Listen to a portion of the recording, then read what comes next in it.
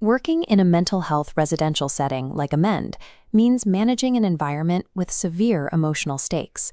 While an everyday frustration for most people might be spilled coffee or a traffic jam, our clients are actively navigating serious mental illness, trauma responses, and acute distress.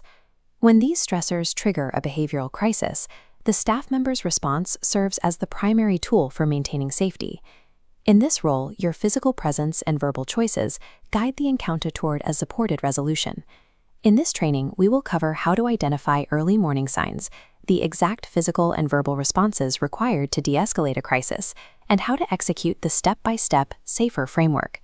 Effective de-escalation stops a physical crisis, while simultaneously building a therapeutic foundation grounded in trauma-informed trust and respect. This chart shows the escalation cycle.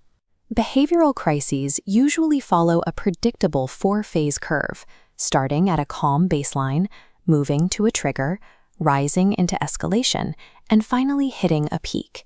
The optimal window to intervene is right here, during the trigger and escalation phases. This is when you'll notice specific physical warning signs, like pacing, rapid speech, and clenched fists. If a client reaches the peak phase, their ability to process logic shuts down entirely. At this point, reasoning is ineffective, and physical safety becomes your sole priority. By stepping in at the very first sign of pacing or a raised voice, you keep the client off that peak. Catching warning signs early replaces an unpredictable safety threat with a manageable, therapeutic interaction. Your physical posturing speaks before you do. Stand at a 45-degree angle with your hands open and visible. Maintain at least 2 arms length, or about 6 feet, of distance between you and the client. This spatial diagram illustrates the door rule. You must always position yourself closer to the exit than the client. Maintain a clear escape path so you never get cornered. Next is your verbal delivery. Speak with a slow, soft, low-volume tone. Keep your pitch steady. And keep this in mind.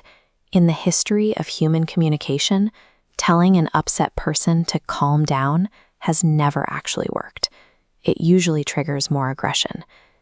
Instead, lead with empathy. Validate their emotional state by saying, "I can see this is really upsetting for you." Then offer a real, actionable choice, like asking if they want to step outside or move to the quiet room. During a crisis, a client borrows your regulation.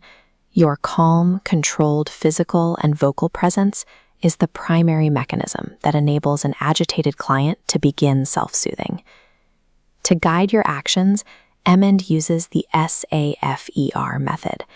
This is your mandatory step-by-step mental checklist for managing any escalating encounter. S stands for stabilize. Secure the environment by removing bystanders and keeping near an exit. A is assess. Quickly scan the situation. Is there a weapon? Is anyone injured? What triggered this reaction? F is facilitate. Use calm vocal choices to acknowledge their feelings and offer options. E is evaluate. Continuously monitor the client. Is their behavior cooling down or heating up? Finally, R is resolve and recover. Once the area is safe, help the client transition back to their routine, participate in your team debrief, and complete your required documentation. High-stress emergencies move fast. By strictly following the SAFER acronym, you eliminate the dangers of guessing or improvising when safety is on the line. Let's apply this framework to specific behaviors. If a client escalates into verbal aggression, do not argue back. Substitute argumentation with safe physical distance and empathetic choices to redirect their energy. In a case of acute psychosis, like a client becoming paranoid about their food, do not debate the reality of their delusion. Reduce environmental stimulation, like lowering the lights, and validate the underlying fear they are experiencing. For a suicidal crisis, the protocol is rigid. Maintain a constant visual presence. Immediately remove access to any hazards and escalate the situation for clinical support. Never promise to keep their statements a secret. Symptoms vary widely. Adapting your approach to the specific presentation ensures the client receives the most accurate and stabilizing support. Everything we do at Amend Healthcare operates within absolute legal boundaries. we are mandated to always utilize the least restrictive intervention possible. Our zero-tolerance rules are clear. Seclusion is never permitted under any circumstances.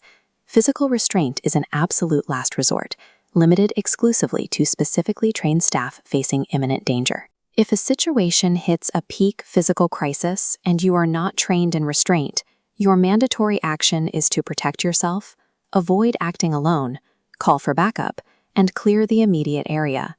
Adhering to these strict boundaries protect human rights and preserves a client's dignity during their darkest moments.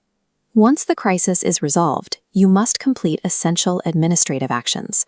Promptly document your objective observations in a progress note and file an incident report. You will also participate in a post-incident team debrief. This meeting is entirely removed from blame or punishment. It is a supportive tool designed to update client care plans and process staff stress. Crisis prevention relies entirely on teamwork, early identification of warning signs, and the intentional application of empathy.